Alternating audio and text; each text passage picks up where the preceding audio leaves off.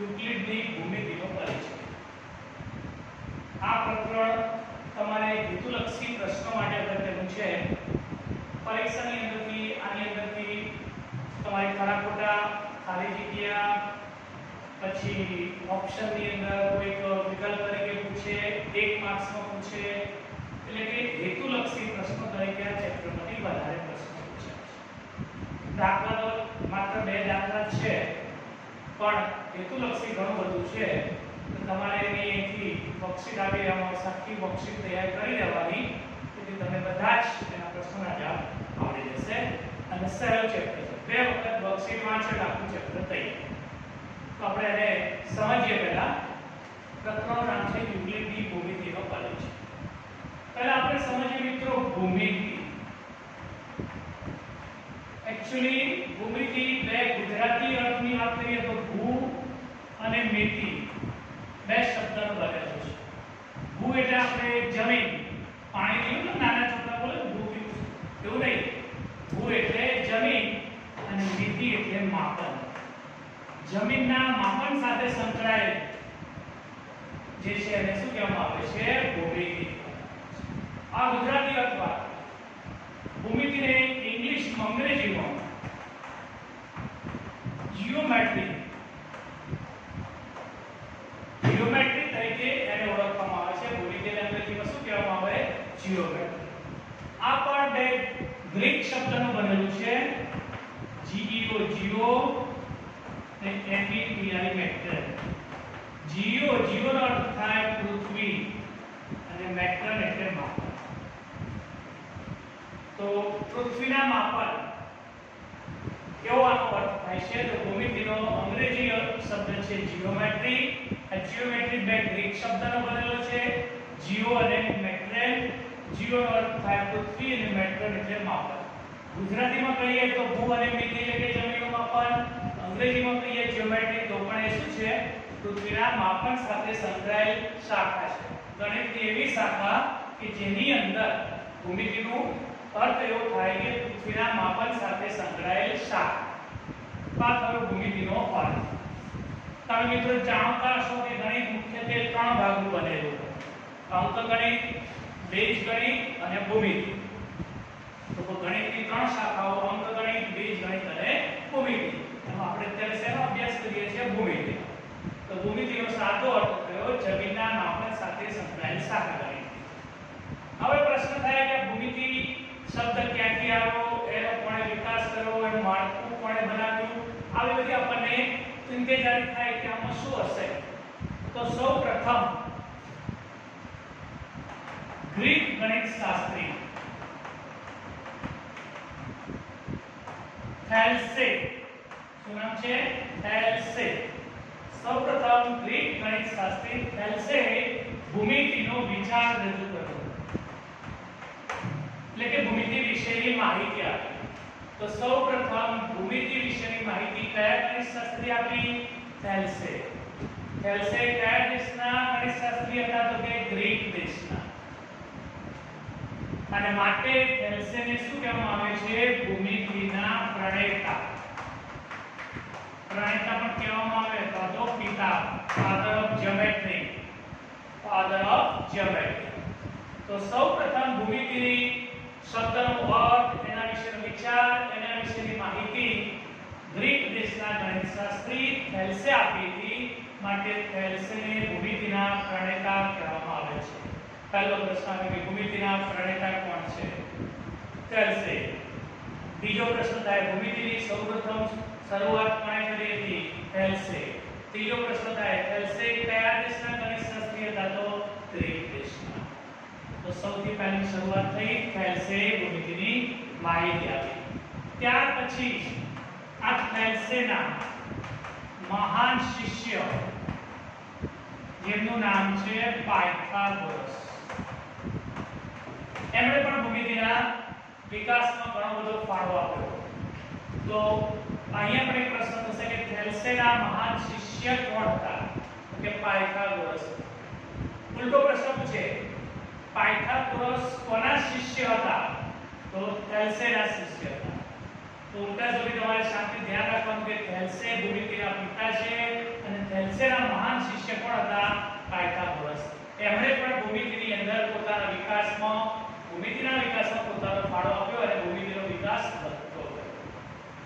ત્યાર પછી બીજા એક ગણિતશાસ્ત્રી આવ્યા, યુક્લિડ ઇજિપ્ત દેશના હતા. યુક્લિડ કયા દેશના ગણિતશાસ્ત્રી હતા? ઇજિપ્ત દેશના. અને એલેક્ઝાન્ડ્રિયાની શાળામાં ભણતા હતા. અને એમણે પછી ભૂમિતિનો બહોળો વિચાર આપ્યો. એમણે જુદી જુદી પૂર્વધારણાઓ, વ્યાખ્યાઓ, સ્વયંસિદ્ધ સત્યો, ઘણું બધું યુક્લિડે આપ્યું. તો ભૂમિતિના વિકાસનો જો સૌથી મોટો ફાળો આપ્યો કોણે? એવો પ્રશ્ન પૂછાય તો કોનો જવાબ શું લખવાનો? યુક્લિડ. તો ત્રણ ગણિતશાસ્ત્રની નામ આપણે વાત કરી. તો કે ભૂમિતિનો સૌપ્રથમ વિચાર કોણે આપ્યો? તો કે થેલ્સે. માટે એમને શું કહેવામાં આવે? ભૂમિતિના પિતા. બીજો પ્રશ્ન, થેલ્સે પછી એમના શિષ્ય કોણ હતા? તો કે પાયથાગોરસ. એમણે પણ ભૂમિતિના વિકાસમાં પોતાનો ઘણો ફાળો આપ્યો. અને ત્યાર પછી યુક્લિડ કે જે ઇજિપ્ત દેશના હતા અને એલેક્ઝાન્ડ્રિયા સ્કૂલના ભણતા હતા, એમણે ભૂમિતિનો સૌથી વધુ વિકાસ કર્યો. એટલે કે ભૂમિતિના કેટલાક એવા સત્યો આવે કે જે હંમેશા સાચા હોય, કેટલીક પૂર્વધારણાઓ આપી, કેટલીક વ્યાખ્યાઓ આપી, એમ ભૂમિતિના વિકાસમાં સિંહ ફાળો આપ્યો હોય એવા ગણિતશાસ્ત્રનું નામ આવે તો કોણ લખવાનું? યુક્લિડ. અહીંયા પ્રશ્ન એવો થાય આપણને કે સાહેબ બધા વિદેશના ગણિતશાસ્ત્રીઓ હતા, આપણા ભારતના કોઈ નતા? તેવું નથી મિત્રો. ભારતના પણ ત્રણ મહાન ગણિતશાસ્ત્રીઓ થઈ ગયા: આર્યભટ્ટ, ભાસ્કરાચાર્ય અને બ્રહ્મગુપ્ત. આ ત્રણ ભારતના ગણિતશાસ્ત્રીઓ હતા જેમણે પણ ભૂમિતિના વિકાસમાં પોતાનું યોગદાન આપ્યું હતું. તો અહીંયા ભૂમિતિના વિકાસમાં કયા કયા ગણિતશાસ્ત્રીઓનું યોગદાન હતું એની આપણે પ્રાથમિક સમજૂતી પહેલા જોઈ કે સૌથી પહેલા ભૂમિતિનો અર્થ એટલે પૃથ્વીના માપન સાથે સંકળાયેલી શાખા જીઓમેટ્રી, જીઓ અને મેટ્રિક્સ શબ્દનો બનેલું છે. સૌપ્રથમ થેલ્સે ભૂમિતિની માહિતી આપી. થેલ્સેના પિતા કહેવાય, પ્રણેતા કહેવાય. ત્યાર પછી ભૂમિતિના વિકાસમાં ફાળો આપ્યો એવા ગણિતશાસ્ત્રી પાયથાગોરસ. પાયથાગોરસ કોણ હતા? તો થેલ્સેના શિષ્ય હતા. ભૂમિતિનો બહોળો વિકાસ કોણે કર્યો? ખૂબ ફાળો કોણે આપ્યો? કે જુદી જુદી શાખાઓ વિશે માહિતી આપી. એમાં યુક્લિડ હતા. યુક્લિડ કયા દેશના હતા? તો ઇજિપ્ત દેશના હતા. અને એમણે પૂર્વધારણાઓ, કેટલાક સત્યો, વ્યાખ્યાઓ ઘણું બધું આપ્યું. પ્રશ્ન થાય કે ભારતના કોઈ કયા ગણિતશાસ્ત્રીઓ હતા? તો ભાસ્કરાચાર્ય, બ્રહ્મગુપ્ત અને આર્યભટ્ટ. આ ત્રણ ભારતના ગણિતશાસ્ત્રીઓ હતા જેમણે ભૂમિતિના વિકાસમાં પોતાનું યોગદાન આપ્યું. પણ મિત્રો આ થઈ ભૂમિતિનો પાયાનો શરૂઆતનો વિચાર, એનો ખ્યાલ અને એમાં કયા ગણિતશાસ્ત્રીઓએ શું ફાળો આપ્યો. ત્યાર પછી શું કહેવાય છે કે ઈસવીસન 800 થી 500 ની વચ્ચે એક સુલભા સૂત્રનું સર્જન થયું. શાનું સર્જન થયું? સુલભા સૂત્રનું. અને એમાં સૌથી પ્રાચીન સુલભા સૂત્ર એનું નામ છે બોધાયન. અહીંયા એક નાનકડો પ્રશ્ન આવે કે સુલભા સૂત્રનું સર્જન ક્યારે થયું? ઈસવીસન 800 થી 500 ની પૂર્વે કોનું સર્જન થયું? સુલભા સૂત્રનું. અને પૂછાયેલો પ્રશ્ન સૌથી પ્રાચીન સુલભા સૂત્ર કયું હતું? તો બોધાયન. તો નાના પ્રશ્નો છે. ત્યાર પછી કેટલીક ભૌમિતિક આકૃતિઓ અને એના પરિમાણ, ભૌમિતિક પદાર્થની આકૃતિઓ અને એના પરિમાણ. મિત્રો પરિમાણ એટલે ધાર, બાજુ. પરિમાણ એટલે ધાર, બાજુ. તો બિંદુને કેટલા પરિમાણ હોય, કેટલી બાજુ હોય? તો બિંદુને એક પણ પરિમાણ હોતું નથી. રેખાને એક બાજુ હોય, ખાલી લંબાઈ જે ગણ હોય. તો રેખાને કેટલા પરિમાણ હોય? એક. સપાટી અથવા સમતલ એને કેટલા પરિમાણ હોય? બે. ધારો કે પુસ્તક હોય તો એ સપાટી છે, એને શું હોય? લંબાઈ, પહોળાઈ. ડસ્ટર તેને શું હોય? લંબાઈ, પહોળાઈ. તો આવી સપાટી હોય જે સમતલ હોય એને કેટલા પરિમાણ છે કે ધાર કેટલી હોય? બે. અને ઘન પદાર્થ એટલે કે આપણો ડબ્બો હોય છે તેને કેટલા પરિમાણ હોય? ત્રણ. લંબાઈ, પહોળાઈ અને ઊંચાઈ. તો આમાંથી મિત્રો ગમે તે પ્રશ્ન પૂછશે કે બિંદુને કેટલા પરિમાણ હોય છે? પરિમાણ એટલે ધાર. તો બિંદુને એક પણ પરિમાણ હોતું નથી એટલે કે 0. રેખાને કેટલા પરિમાણ હોય છે? 1. સપાટીનો સમતલને કેટલા પરિમાણ હોય છે? 2. અને ઘન પદાર્થને કેટલા પરિમાણ હોય છે? 3. આમાંથી પરિમાણ એટલે ધાર. આમાંથી તમને ગમે તે એક માર્ક્સનો પ્રશ્ન પૂછશે. તમારે ક્રમ યાદ રાખવાનો: બિંદુ, રેખા, સમતલ અને ઘન પદાર્થ. આ રીતે 0, 1, 2, 3. અને સપાટી એટલે મેં કીધું પરિમાણ એટલે એની ધાર કેટલી ધાર અથવા બાજુની જાણવી પડે. તો આમાં એક પ્રશ્ન પૂછાય છે તમારે. ત્યાર પછી આપણે આગળ જઈએ તો કે ભૂમિતિનું માળખું બનાવો. તો ભૂમિતિના માળખાની અંદર કેવી રીતે રચના છે? તો ભૂમિતિના માળખાના 4 ભાગ બનાવ્યા. અવ્યાખ્યાયિત પદો, વ્યાખ્યાયિત પદ, ત્યાર પછી પૂર્વધારણા અને ચોથું પ્રમેય. તો ભૂમિતિને 4 ભાગમાં વહેંચવામાં આવી. સરળતા માટે અભ્યાસ સરળતાથી કરી શકાય એ માટે ભૂમિતિનું માળખું બનાવવામાં આવ્યું અને ભૂમિતિના માળખાની અંદર ભૂમિતિને 4 ભાગમાં વહેંચવામાં આવી. એમાં પહેલું અવ્યાખ્યાયિત પદ. તો જેની વ્યાખ્યા ના આપી શકાતી હોય એવા પદને અવ્યાખ્યાયિત કહેવાય. તો જો બિંદુ, રેખા, સમતલ, અવકાશ આ એવા પદ છે કે જેની વ્યાખ્યા આપી શકાતી નથી. બિંદુની શું વ્યાખ્યા આપી શકે? કઈ નહીં. રેખાની પણ વ્યાખ્યા આવે. તો બિંદુ, રેખા, સમતલ, અવકાશ કેવા પદ છે? અવ્યાખ્યાયિત, જેની વ્યાખ્યા આપી શકાતી નથી. પછી કેટલાક પદ એવા હોય જેની વ્યાખ્યા આપી શકાય. ધારો કે ત્રિકોણ, ખૂણો, રેખાખંડ આ બધા એવા પદ છે જેની વ્યાખ્યા આપી શકાય. લંબચોરસ, ચોરસ તેમને શું કહેવાય? વ્યાખ્યા. પછી કેટલા પદ એવા હોય કે જે હંમેશા સત્ય હોય. તેવા વિધાન કે જે સદા સત્ય હોય. જે વિધાનો સદા સત્ય હોય તેવા વિધાનોને શું કહેવામાં આવે? પૂર્વધારણાઓ. અને જે વિધાનને દલીલ કરીને સાબિત કરવામાં આવે,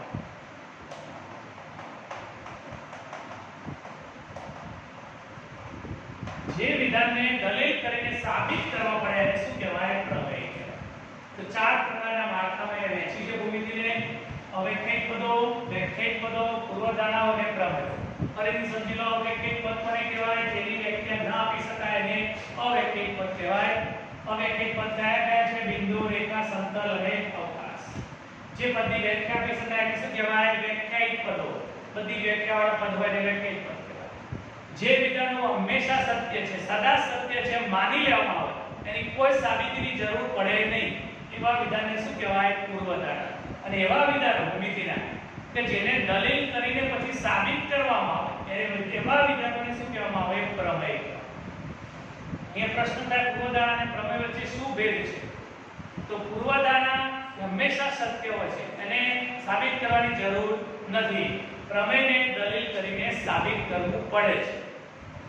ત્યાર પછી આગળ જોઈએ તો પ્રમેયના પાછળ 3 ભાગ છે: પક્ષ, સાધ્ય અને સાબિતી. તો પ્રમેયના કેટલા ભાગ હોય? 3. કયા કયા? પક્ષ, સાધ્ય અને સાબિતી. જે સાબિત કરવાનું હોય ને જે આપેલું હોય ને પક્ષમાં લખવાનું, જે સાબિત કરવાનું હોય ને સાધ્યમાં લખવાનું, અને દલીલ કરીને એ સાથેને શું કરવાનું? સાબિત. તો પ્રમેયના કેટલા અંગ છે? 3: પક્ષ, સાધ્ય અને સાબિતી. સાબિતીના પાછા 2 પ્રકાર: પ્રત્યક્ષ રીત અને પરોક્ષ રીત. તો સાબિતીના કેટલા પ્રકાર છે? 2: પ્રત્યક્ષ રીત અને પરોક્ષ રીત. આ મિત્રો બીજું ભૂમિતિનું માળખું. તો ભૂમિતિને 4 ભાગમાં વહેંચવામાં આવી: અવ્યાખ્યાયિત પદો, વ્યાખ્યાયિત પદો, પૂર્વધારણા, પ્રમેય. બિંદુ, સમતલ, રેખા, અવકાશ અવ્યાખ્યાયિત પદ છે. ખૂણો, રેખાખંડ, ત્રિકોણ અને વ્યાખ્યાયિત પદ છે. હંમેશા સત્ય હોય, સદા સત્ય હોય એને પૂર્વધારણા કહેવાય. દલીલ કરીને સાબિત કરવામાં આવે એને પ્રમેય કહેવાય. પ્રમેયના મુખ્ય 3 અંગ: પક્ષ, સાધ્ય અને સાબિતી. જે આપેલું હોય એને પક્ષ કહેવાય, જે શોધવાનું હોય એને સાધ્ય કહેવાય, અને દલીલ કરીને જે સાબિત કરીએ એ ભાગ શાની અંદર આવે? સાબિતી. સાબિતીના પાછળ કેટલા પ્રકાર? 2: પ્રત્યક્ષ રીત અને પરોક્ષ રીત. તો આ થઈ ગયું ભૂમિતિનો પ્રાથમિક ખ્યાલ. યુક્લિડે જે રજૂ કર્યું તે પ્રમાણે આપણે ભૂમિતિનો પ્રાથમિક ખ્યાલ રજૂ કર્યો. ત્યાર પછી યુક્લિડના કેટલાક સ્વયંસિદ્ધ સત્યો છે અને યુક્લિડની થોડી પૂર્વધારણાઓ છે જેનો આપણે હવે અભ્યાસ કરીશું. જો તો આપણે શીખ્યા કે યુક્લિડે ભૂમિતિના વિકાસમાં ઘણો બધો ફાળો આપ્યો. એણે કેટલાક પૂર્વધારણાઓ આપી અને કેટલાક સ્વયંસિદ્ધ સત્યો પણ રજૂ કર્યા છે. એના સ્વયંસિદ્ધ સત્યો આપણે જોઈએ તો પહેલું છે એક વસ્તુને સમાન હોય તેવી વસ્તુઓ એકબીજાને સમાન. કોઈ એક વસ્તુ એને સમાન હોય એવી વસ્તુ લઈએ તો બંને વસ્તુઓ કેવી થાય? સમાન. હું એમ લખું એક વસ્તુ કે એક પુસ્તક છે અને બીજી એક પુસ્તક છે. આ પુસ્તક પહેલા પુસ્તકને જેવું જ હોય સરખું, તો એ બંને પુસ્તકો પણ એકબીજાને કેવા કહેવાય? સમાન. ધારો કે એક પુસ્તક છે, આ બીજું પુસ્તક છે. આ પહેલું પુસ્તક બીજા પુસ્તકને સમાન હોય તો એ બંને એકબીજાને પણ શું કહેવાય? સમાન કહેવાય. તો એક વસ્તુને સમાન હોય તેવી વસ્તુઓ એકબીજાને પણ શું થાય? સમાન. બીજું, સરખામાં સરખું ઉમેરીએ તો સરવાળો સરખો થાય. સરખામાં સરખું ઉમેરીએ, ધારો કે આ 5 છે, આ બાજુ 5 છે, આ બંને કેવા છે? સરખા છે. તો સરખામાં સરખું ઉમેરીએ તો સરવાળો સરખો થાય. હવે હું આ બાજુ 2 ઉમેરું છું અને આ બાજુ પણ 2 ઉમેરું છું. તો જો બંને કેવા છે? સરખા હતા, 5 5. એમાં શું કર્યું? મેં સરખું ઉમેર્યું. શું ઉમેર્યું? +2 +2. તો સરખામાં સરખું ઉમેરીએ તો આનો જવાબ કેટલો થયો? 7. આનો જવાબ કેટલો થયો? 7. તો સરખામાં સરખું ઉમેરીએ તો સરવાળો સરખો થાય. 5 5 સરખા, બંનેમાં સરખું +2 ઉમેર્યું તો બંનેનો સરવાળો કેવો થયો? સરખો થયો. તો સરખામાં સરખું ઉમેરીએ તો સરવાળો સરખો. ત્યાર પછી ત્રીજી, સરખામાંથી સરખું બાદ કરીએ તો બાદબાકી સરખી થાય. અહીંયા પ્લસ ના બને, હવે માઈનસ લો. 5 5 પહેલા સરખા હતા, તો બંનેમાંથી શું બાદ કર્યું? મેં 2 બાદ કર્યા. તો આનો જવાબ કેટલો આવશે? 3. આનો જવાબ કેટલો આવશે? 3. તો નિયમ શું કર્યો? તો કે સરખામાં સરખું બાદ કર્યું. સરખામાંથી સરખું બાદ કર્યું તો બાદબાકી કેવી થાય? સરખી થાય. આપણે આના નિયમોનો ઉપયોગ આપણે દાખલાઓ ગણવામાં કરી શકીએ કે બે બાજુ સરખું હોય એમાં જો આપણે સરખું ઉમેરવું હોય તો સરવાળો સરખો થાય. તો સરખામાં સરખું ઉમેરીએ તો સરવાળો સરખો થાય. સરખામાં સરખું બાદ કરીએ તો બાદબાકી સરખી થાય. આ ત્રીજું સત્ય. ચોથું, એકબીજા ઉપર બંધબેસતી આવતી વસ્તુઓ એકબીજાને સરખી થાય. ધારો કે આ પુસ્તક છે, આના ઉપર આ બીજું પુસ્તક એક્ઝેક્ટ બંધબેસતું થાય તો એકબીજા ઉપર બંધબેસતી આવતી વસ્તુઓ એકબીજાને સરખી થાય. પહેલા પુસ્તક ઉપર બીજું પુસ્તક બંધબેસતું સરખું થઈ જાય છે તો એ બંને પુસ્તકો કેવા થાય? સમાન થાય. એનો મતલબ બંને પુસ્તકો સરખા છે. એ સ્વયં સિદ્ધ હતું. ચોથું પેટા. પાંચમું, આખું તેના ભાગ કરતા મોટું છે. સિમ્પલ વસ્તુ છે. કોઈ આ એક રેખાખંડ છે, આ એક બીજો નાનો છે, તો આ આખો ભાગ, આખો રેખાખંડ એના ભાગ કરતા કેવો હોય? મોટો હોય. તો આખું તેના ભાગ કરતા હંમેશા કેવું હોય છે? મોટું હોય છે. આપણે જાણીએ છીએ કે ભાગ એ નાનો હોય. કોઈ મોટી વસ્તુમાંથી ભાગ લઈએ તો એ વસ્તુ કેવી બનવાની છે? નાની છે, અને પેલી જે મોટી વસ્તુ કેવી હોય? મોટી હોય. તો આખું તેના ભાગ કરતા મોટું હોય છે. આગળ, સરખી વસ્તુના બમણા સમાન થાય. સરખી વસ્તુ, ધારો કે 5 અને 5 બંને સરખા છે. હવે એને બમણા કરો. બમણા કરીએ એટલે 2 વડે ગુણવાના. તો 5 × 10, 5 × 10. તો સરખી વસ્તુના બમણા કર્યા તો કેવા થયા? સરખા થયા. તો સરખી વસ્તુના બમણા સમાન. એ જ રીતે સરખી વસ્તુના અડધા સરખા. ધારો કે આ બાજુ 10 છે અને આ બાજુ 10, બંને કેવા છે? સમાન છે, સરખા છે. બંનેના અડધા કરો તો આના અડધા કેટલા થયા? 5. આના અડધા કેટલા થયા? 5. કેવા આવ્યા? સમાન. તો સરખી વસ્તુના અડધા સમાન થાય. તો આ 7 વિધાનો એવા છે સદા સત્ય છે અને આ સ્વયં સિદ્ધ કહેવાય. આને સાબિતીની જરૂર પડે નહીં. તો તમને પૂછશે કોઈ પરીક્ષામાં કે યુક્લિડના કોઈ પણ બે સ્વયં સિદ્ધ સત્યો લખો અથવા એના બે કોઈ પણ આવા જે સાબિતી વગેરે સિદ્ધાંતો છે જે એમને સ્વીકારી લેવામાં આવે એવા કોઈ પણ બે સ્વયં સિદ્ધ સત્યો લખો અથવા તો યુક્લિડના સ્વયં સિદ્ધ સત્યો 4 લખો, આવો કોઈ પણ પ્રશ્ન પૂછાય તો તમારે બધાને તો છેવટે 3-4 યાદ રાખવાના. એમાં સહેલા સાચી લેવાના કે સરખામાં સરખું મેળે તો સરવાળો સરખો થાય. સરખામાં સરખું બાદ કરીએ તો બાદબાકી સરખી થાય. સરખાના બમણા સરખા થાય. સરખાના અડધા સરખા થાય. બંધબેસતી આકૃતિઓ એકબીજાને સમાન હોય. એક વસ્તુને સમાન હોય બીજી વસ્તુ લઈએ તો બંને વસ્તુ એકબીજાને પણ શું થાય? સમાન થાય. તો આને આખું એના ભાગ કરતા મોટું છે. તો આ શું છે યુક્લિડના સ્વયંસિદ્ધ સત્યો. ત્યાર પછી યુક્લિડે કેટલીક પૂર્વધારણાઓ આપી. આનો ઉપયોગ આપણે દાખલાઓ કરવો પડશે. આ સિદ્ધાંતોનો ઉપયોગ આપણે દાખલાઓ કરી શકીએ કે કોઈ બે સરખા હોય એમાં સરખું મેળ કોઈ જવાબ લાવવો હોય તો આપણે લાવી શકીએ. સરખું બાદ કરીને જવાબ લાવવો તો લાવી શકીએ. બમણા કરીને જવાબ લાવી શકીએ. અડધા કરીને જવાબ લાવી શકીએ. તો આ વિધાનનો આપણે ઉપયોગ દાખલામાં કરીશું. તો આ હતા યુક્લિડના સ્વયંસિદ્ધ સત્યો. ત્યાર પછી યુક્લિડે થોડી પૂર્વધારણાઓ આપી છે. પહેલી પૂર્વધારણા, એક બિંદુમાંથી બીજા બિંદુમાં થઈને પસાર થતી એક સીધી રેખા દોરી શકાય. આ એક બિંદુ છે A, આ એક બીજું બિંદુ B છે. તો એક બિંદુમાંથી પસાર થઈને બીજા બિંદુમાં પસાર થતી હોય એક સીધી રેખા દોરી શકાય. આને શું કહેવામાં આવે? પૂર્વધારણા 1. બીજું, આપેલ બે ભિન્ન બિંદુમાંથી પસાર થતી અનન્ય રેખા છે. કોઈ પણ બે ભિન્ન બિંદુ, ભિન્ન એટલે કે અલગ, બે ભિન્ન બિંદુઓમાંથી પસાર થતી કેટલી રેખા દોરી શકાય? અનન્ય. અનન્યનો અર્થ થાય એક અને માત્ર એક. અહીંયા છોકરાઓ કન્ફ્યુઝન થાય છે. અસંખ્ય અને અનન્ય. અસંખ્ય એટલે કેટલી બધી, ઘણી બધી, અને અનન્ય એટલે બીજી કોઈ જ નહીં. તો બે ભિન્ન બિંદુમાંથી પસાર થતી કેટલી રેખાઓ દોરી શકાય? એક અને માત્ર એક. અને એના માટેનો શબ્દ કયો છે? અનન્ય. તો બીજી પૂર્વધારણા, આપેલ બે બિંદુમાંથી પસાર થતી અનન્ય રેખા દોરી શકાય. પૂર્વધારણા આગળ, શાંત રેખાને અનંત સુધી લંબાવી શકાય છે. શાંત રેખા શબ્દ સમજો. શાંત રેખા એટલે એને કહેવાય રેખાખંડ.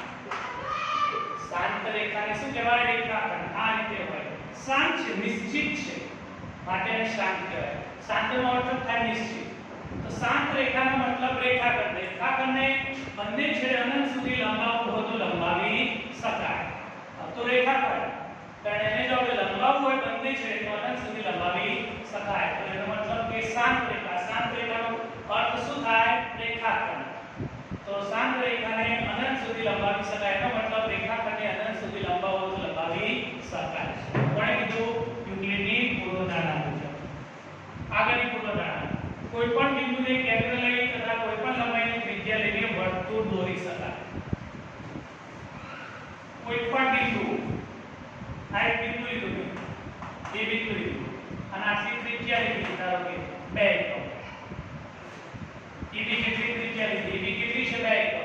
કોઈ પણ બિંદુને કેન્દ્ર લઈ અને ત્રિજ્યા જેટલું, કોઈ પણ લંબાઈની ત્રિજ્યા, આપણે એકમની ત્રિજ્યા લીધી લંબાઈ, અને એને લઈને શું દોરી શકું? વર્તુળ દોરવું તો દોરી શકાય. તો કોઈ પણ બિંદુને કેન્દ્ર લઈ અને કોઈ પણ લંબાઈની ત્રિજ્યા લઈ, આ લંબાઈ છે, એને ત્રિજ્યા તરીકે લેવામાં આવે. તો એ કેન્દ્ર છે, AB ત્રિજ્યા છે, તો એને કેન્દ્ર લઈ AB ત્રિજ્યા લઈને આપણે શું દોરી શકીએ? વર્તુળ દોરી શકાય. આપણે શું કીધું હતું યુક્લિડની પૂર્વધારણાની અંદર? આગળ, બધા જ કાટખૂણા એક સાથે સરખા થાય. હવે કાટખૂણા કોને કહેવાય? તો 90 અંશના ખૂણાને શું કહીએ છીએ આપણે? કાટખૂણા. ધારો કે આ કાટખૂણો છે 90 અંશનો, આ કાટખૂણો 90 અંશનો, તો બંને શું હોય? સમાન જ હોય. કેમ કે એના માપ કેવા છે? 90 છે. તો બધા કાટખૂણા એકબીજાને સમાન હોય, કારણ કે બંનેના માપ કેવા? બધા કાટખૂણાના માપ કેવા હોય? સરખા હોય. 90 અંશના ખૂણા હોય.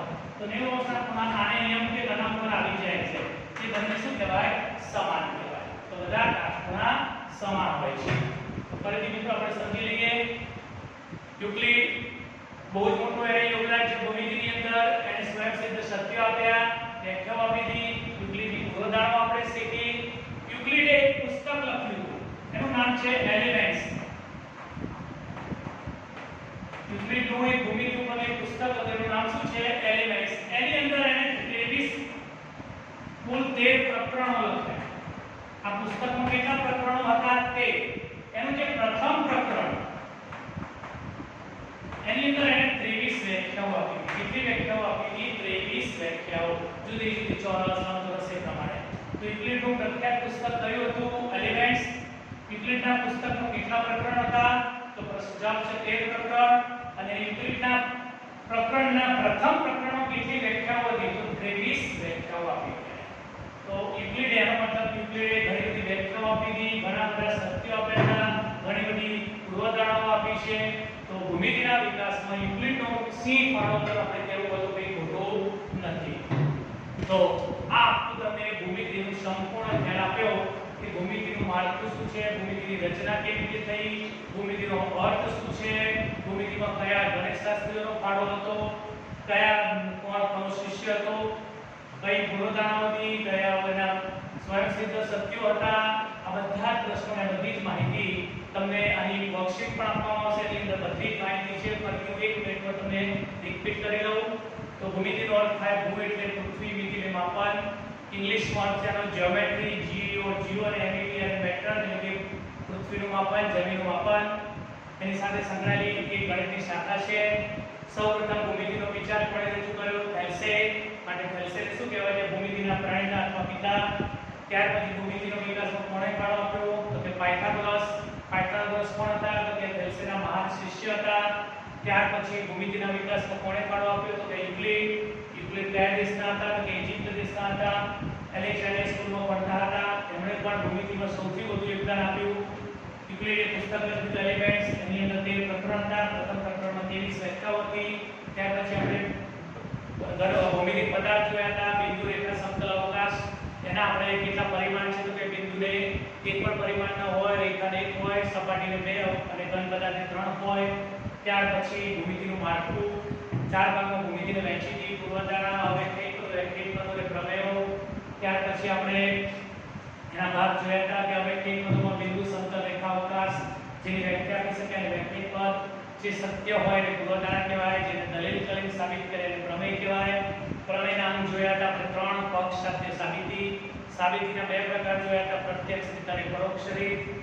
ત્યાર પછી શોભાસૂત્રનું સર્જન ક્યારે થયું હતું? 1800 થી 500 ઈસવીસન પૂર્વેમાં. સૌથી પ્રાચીન શોભાસૂત્ર કયું હતું? કે બુધાયન. અને આ 7 સ્વયંસિદ્ધ સત્યો, પૂર્વધારણાઓ અને વ્યાખ્યાઓ બધું જ અહીંયા મેઇન તમારે આખા પ્રકરણનું હેતુલક્ષી પોર્શન આટલું છે. તમે આટલો અભ્યાસ વ્યવસ્થિત વર્કશીટની અંદર કરી દેશો તો તમામ પ્રકારનું હેતુલક્ષી પોર્શન આવી જશે. નેક્સ્ટ લેક્ચરમાં આપણે હવે સ્વાધ્યાય તરફ જોઈશું.